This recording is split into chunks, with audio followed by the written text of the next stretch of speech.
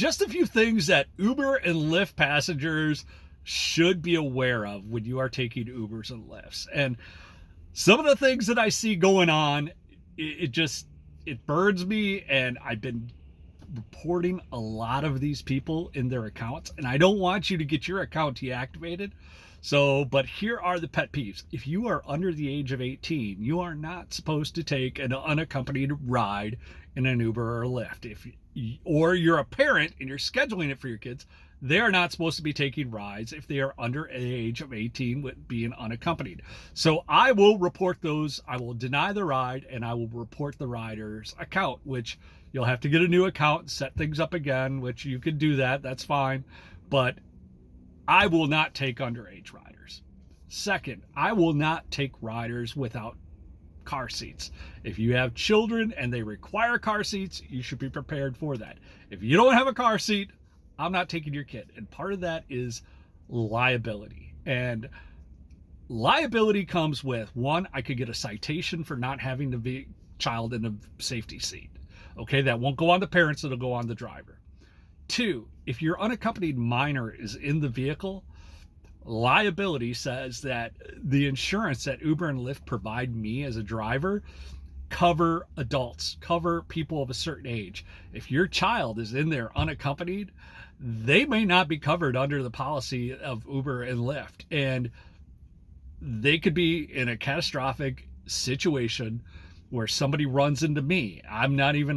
If I'm a great driver, which I think I'm a pretty darn good driver, if somebody runs into me, your child might not be covered in insurance and the liability there. So it's really important that you have car seats. Your children aren't going unaccompanied. This is a big deal. And I want the safety for you and your family, and I'm sure you care about your kids enough to make sure that things are going right. And I understand you're going out to a kid's birthday party, you have all the kids with you, you don't want to tote car seats with you, you don't want to go through all these safety protocols, but it's for your safety, it's for my safety, my financial safety, and so forth. So unfortunately, I'll deny your rides when I show up, and I don't like that.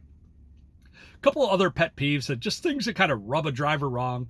If you order a standard ride, but you have more passengers than the ride was offered for. So if I show up and I have a van that can go Uber X, Uber Comfort, Uber XL, if I show up and you ordered an Uber X, which is for up to 4 passengers, but there's 5, 6 passengers, I will deny the ride. And it's kind of a prick thing to do, because you'd be like, well, what's the big deal? You know, you got the seats anyways. It's still, you were going to take the X ride if there was less of us.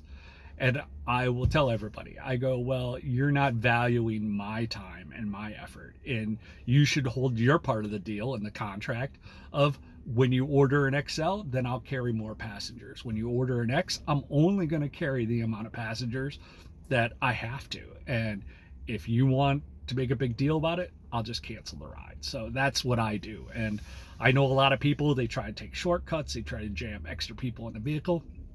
And I get it. You know, nobody wants to spend money. Everybody wants to save, but I'm trying to make money. This is a business. This is a side hustle.